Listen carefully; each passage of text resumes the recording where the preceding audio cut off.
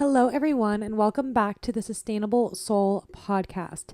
I am super excited about today's episode. It is going to be all about how to become a group fitness instructor. Today, I'm going to go over how I became a group fitness instructor, the mindset and attitude to have before becoming a group fitness instructor, how to get certified, and what is the right type for you, as well as how to be a good group fitness instructor, and then the kind of hidden things that come up when you become a group fitness instructor. Let's get right into it. And also, if you are listening on Spotify or Apple, this will also be on YouTube, and I'm going to put in links and pictures and all of those things if you go to the YouTube channel. So feel free to look up Sustainable Soul with Christine Martin on YouTube. I'll have it linked below, and you can see all of the details for this. So if you are here because you're thinking about becoming a group fitness instructor, this is the place for you. And yeah, let's get right into it. So my story with becoming a group fitness instructor started out my junior year of high school when I discovered SoulCycle. I've always been someone who's been pretty outgoing and I love to be in front of a crowd. I love to be in a group of people. When I started going to SoulCycle, I would see the instructor up there, and kind of one of my first thoughts was just oh, I would love to be up there. I would love to be that person who's leading the crowd and who's instructing the class, all of those things.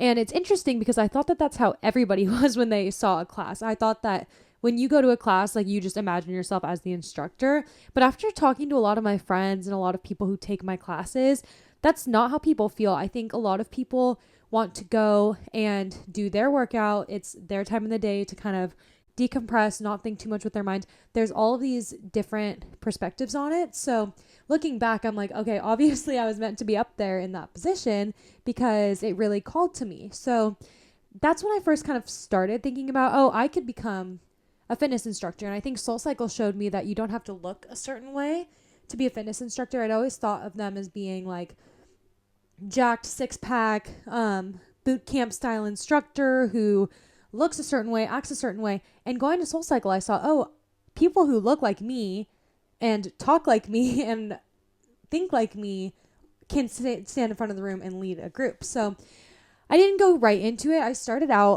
I was a summer camp counselor for kids. If you guys don't know that lore about me, I was a camp counselor for 2 years and I loved it. Same thing. I loved being in front of the kids. I loved teaching. I loved the movement aspect of it. I loved all of it. Except for the fact that I wanted it to be adults. I wanted it to be people who relate to me, who I feel like I can make the biggest impact on. So that's when I decided to get group fitness certified. I finished getting group fitness certified. I started teaching at UC Berkeley, which is where I did my undergrad. I taught there for about a year, just doing HIIT classes. I hadn't gone into cycling yet. And then I became a cycling instructor, which I'll get into with all of the different types of certifications. And then I transferred over to where I work now, and I was a Group X instructor there for cycling and for HIIT and also F45.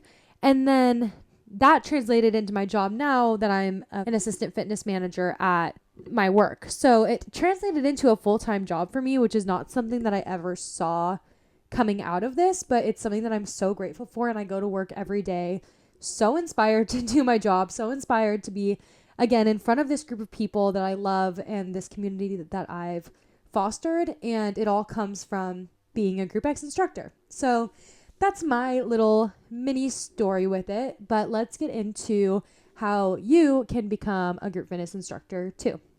So starting out with the mindset and attitude that I feel makes a good fitness instructor. The first thing that I would say is important is being comfortable in front of a crowd or willing to work on it. So I don't think you have to be naturally excited to be in front of a crowd to be a group fitness instructor. I think a lot of people are super talented at being an instructor and have a different demeanor about them that isn't so much hey, I'm up here, look up at me, look at what I'm doing. It's very much a more quiet and driven perspective. And that's one thing is when you are a group fitness instructor, your people will find you. It might take a second, it might take a couple months or even a couple years, but your energy will attract people who want your energy. Not everyone wants that boot camp person. Not everyone wants the high energy peppy person. Not everyone wants the super positive person.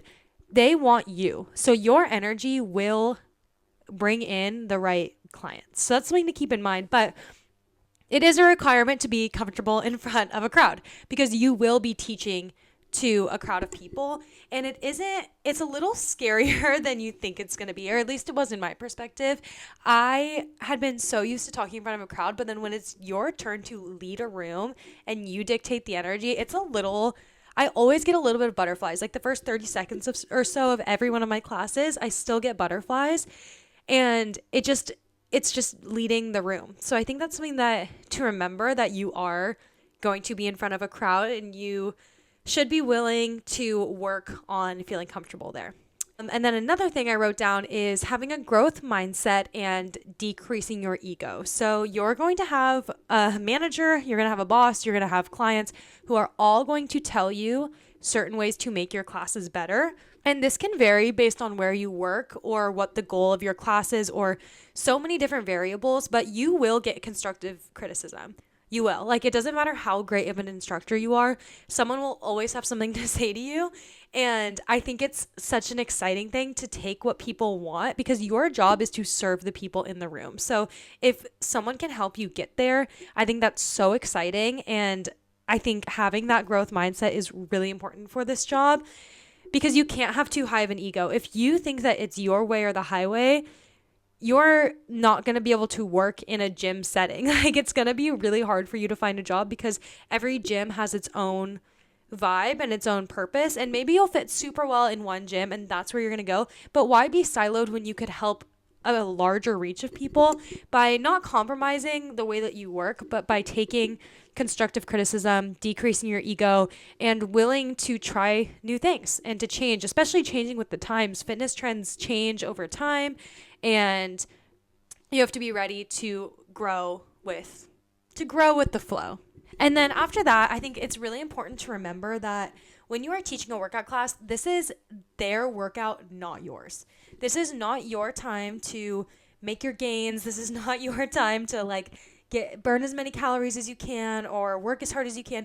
This is your time to lead a class of people in their best workout, not yours. So it's something that's kind of hard, because you think, oh, this is so awesome, I'm going to get paid to work out, which you do, but at the same time, you are getting paid to help others have a good workout. So I think that's something that's really important to keep in mind, to focus on the people in the room rather than your own workout. And then the next thing I put is that it's really important to have a passion about something related to this job. I think that your energy shows, and it's harder to focus and to do a good job when you don't have a passion about what you're doing. So like for me, SoulCycle was my passion, and like cycling and holistic health and joyful movement are all my passions. And so when I became a group fitness instructor, it was very much like, I am working towards this one goal, and no matter how I get there, I'm going to be happy with it because I have this passion and this drive. Versus I think if I was just like, oh yeah, I guess I could become an instructor, it gets really hard because it's a lot of work, and it's also an investment. It's expensive up front, and there are things that you have to keep paying for that I didn't know when I got certified, but it's an investment of your time, of your energy, of your money, and you should make sure that you have a passion about something that makes you keep going and makes you keep doing a good job, because your energy will spread to all those people in your class. And then the last thing I wrote down for your mindset and attitude is just remembering to meet everyone where they're at. You're not going to get a room full of all fitness superstars, and you're not going to get a room full of all people who haven't worked out in 10 years. You're going to have a mix of people of all shapes and sizes. You're going to get a mix of people of all sorts of backgrounds, of all sorts of fitness levels. You are going to get a mixed bag, and it is really important to meet everyone where they're at and be able to be adaptable to read the vibe of the room, because this is different than personal training where you know one person, you have a relationship with them, and you are catering the workout to them. You have to have a plan of your workout in mind, and then you have to be able to look at your room, start your plan, and say, this doesn't work for this person because X, Y, and Z. And it's so important to make everyone feel welcomed, because a lot of times group fitness classes are the way that people get all of their movement in, because it's really hard to motivate themselves by themselves. So creating that community is your job. It's your job to introduce them to some regulars. It's your job to make sure that you give exercises that feel accessible to everyone. And it's your job to coach to the best person in the room and the worst person in the room. It's your energy and it's your job. And that's such an exciting feeling because you really can make a difference in people's days. So those are kind of my like initial mindsets and attitudes that I think are super important in becoming an instructor. Let's get into the technical part. So there are a few types of certifications. So there's Group X, and then there's also a personal training certification. So personal training certifications are for one-on-one training. This is going to be more kinesiology. It's going to be more physiology. It's going to be more specific and in detailed trainings that sometimes you can teach Group X with a personal training background, but it's not teaching you about Group X. It's teaching you about fitness in general and how to help a specific client reach their goals. So that's personal training versus group fitness. It's a lot more centered on the energy of the class, the flow of the class, and it touches on like nutrition, physiology, all those things, but it's not based in that. You are expected to do your own research to create the most effective class type. And this is how the Group X certification, at least from my experience, is very much based on energy, class format, and the flow of being an instructor. So that's Group X versus personal training. And there's also specialized certifications versus general Group X certifications. So what I have is ISSA, which is International Sports Sciences Academy, and I just have the group fitness instructor certification. That I have the generalized one. And so that one, I figured that when you get that certification, you can teach whatever you want. That's not really the case. At some places you might be able to, but at least from my experience, the only class I was really eligible to teach with only that certification was like a conditioning class, a full body HIIT, athletic conditioning, those sorts of things, which I was happy to teach, but it also, like, I was expecting to get a generalized Group X cert and be able to teach cycling the next day. And it doesn't really work like that. So, that's something that is good to be aware of, is that there's different specialized certifications. Like you can get a spinning certification, you can get indoor cycling, you can get Zumba, you can get Les Mills, like body pump, body combat. There's all these different certifications that you can get. Or you can just get a generalized one. And some of the certification bodies that are under these general ones are ISSA. Then there's also NASM, National Academy of Sports Medicine, ACSM, which is American College of Sports Medicine. And then there's more specialized ones, like I said, like Zumba, Schwinn spinning, indoor cycling, all of these things. There's very many different types of certifications that you can get. So make sure that you know what class you want to teach and then do your research into what certification will allow you to teach that class. And then it goes into the more branded boutique studios like a Soul Cycle or a Core Power or those sorts of studios. They do their own training, typically on top of a training that you would get.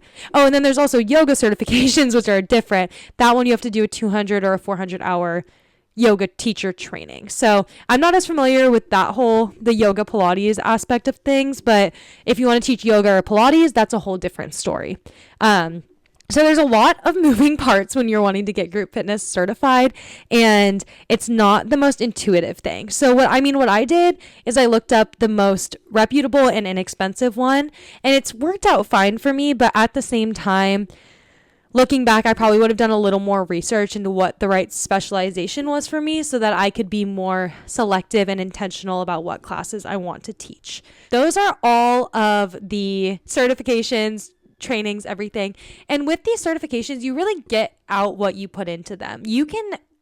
For my first Group X cert, I'll be honest, I did not study very hard and I passed the test. I was fine, but I went into it with a lot of anxiety and a lot of unknown because I didn't put in a lot of effort, and it wasn't until I took the cycling course and until I put in my own effort of of going back and rereading my textbook for the Group X class and of like teaching classes, learning constantly, doing all these things, did I, in my opinion, become a good group fitness instructor? I think I was okay, and I think I had good energy, and I tried to influence the energy in the room.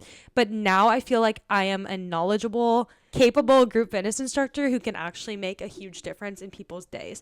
So you really get out what you put into these trainings, and I think it's important to remember that they are there to help you and they are a resource for you, and you are paying for this knowledge. So it's important to just put in some good effort into it. That's the certification world of things. Now, going into being a good group fitness instructor, this is once you are in front of the class, once you get certified, I want you to remember that you have the opportunity to make a difference in someone's day and in someone's life. If someone hasn't exercised in 20 years and they start coming to your class regularly once or twice a week, you will change their life. Like you have the power to literally change people's lives through fitness, which is such a beautiful, amazing thing. And it's not something to take lightly. People coming to your class for an hour, they can be doing a lot of things with that hour. They could be working out on their own. They could be working. They could be hanging out with their friends. They could be hanging out with their family. They could be sleeping. They could be doing every other thing, and they choose to come to your class. So the least you can do is give them a good hour that's going to change their day for the better. I think it's just really important to remember that we shouldn't take this with a grain of salt. Like, it's obviously, we're not doctors. We're not like saving people's lives, but we are impacting people's lives, and we can choose to impact it in a positive or a negative way. I think that's just something to keep in mind when you become an instructor. And then, as I said before, it's important to read the room and be ready to think on your feet. I think a lot of us type A people, like myself included, have a really hard time of creating a plan and then not being able to stick to it. That like causes me a lot of anxiety, but it's something that I've had to get over with being a group fitness instructor. Of sometimes your plan isn't going to work out the way that you want it to, because you're dealing with humans. You're dealing with people who aren't just like you, and they're not all like each other, and you have to read the room to see what's going to be safe, effective, fun, joyful, all of those things. So it's important to remember that, again, having that growth mindset and being ready to kind of get out of your comfort zone and be able to read the room and to have the confidence to be able to do that. But the last thing I'm going to touch on that I've learned from being a group fitness instructor is to love what you're doing. Your energy matters so much. If I play a playlist that I don't like or I don't love, it's very apparent that my class is not as much fun as when I am so excited about the music. I'm so excited about the dance moves. I'm so excited about the exercises. It is night and day. And I could be teaching the same class. It's the energy that you bring to it. So again, going back to that passion and going back to the idea of loving what you're doing, it's so important, and it really comes through in your class. Okay, so the last section I'm going to talk about is the investment of being a group fitness instructor. So you should look up what each certification costs. I don't want to give a blanket statement because they're all very different, but you are going to invest upfront in a certification. Sometimes a job will pay for a certification for you if they want you to become an instructor, but from what I've seen, you have to have at least a certification to start. So just know that that is going to be out there. And then the thing is, once you get certified, every 2 years typically, or maybe 1 year for some certification bodies, you have to do continuing education units, CEUs, or continuing education credits, CECs. And each certification requires a certain amount of those. And this can be fulfilled by getting another cert. Like, that's what I did for cycling. Instead of doing different CECs, I just got a second certification, and that extended my group fitness certification for 2 more years. This is going to a conference, taking a class, getting another certification, taking a nutrition sciences course. There's a bunch of ways you can get this, but just know it's not a one-time purchase. You are going to keep investing money, time, and energy into this job. And that's not to say you shouldn't do it. It's to say, get excited about it, because this is going to be such a fun part of your life. It's, again, just important to come back to what you're passionate about, why you love it, and why you want to do it, because you're going to continue investing in it. I was just going to say you must have a mic belt. This is like kind of random, and I know it's small in the grand scheme of things, but there's certain things like that instructors just love to have and want to have, like cute cycling shoes if you're a cycling instructor, or a mic belt, or one of those stands to put your laptop on with the music. You're going to be investing time, money, and energy into this job. So just please, please, please make sure that you love it and you're passionate about it and that you are excited to make a difference, because that's what you have the power to do. Obviously, as you can tell, I love being a group fitness instructor. It's my favorite part of my job as a manager is the days that I get to teach a class and the days that I get to be shifting the energy in someone's day and being in the room with these amazing, strong groups of people. So yeah, I would highly recommend it to anybody who feels excited and passionate about it. And if you have any questions or things I didn't cover in this video, please feel free to DM me or leave it in the comments. And I'm so excited for you to embark on this journey. And for my regular Sustainable Soul listeners, your normally scheduled content will be back next week. So stay tuned. If you're a new listener just listening for these tips and tricks, feel free to check out my podcast. Usually I do holistic health topics, talking about joyful movement, and just life in your 20s. So I'd love to see you around. I'd love to talk to you. Follow me on Instagram, Sustainable Soul Pod. And I hope you have an amazing, amazing rest of your Monday, rest of your week, and good luck in your journey to becoming a group fitness instructor. Bye.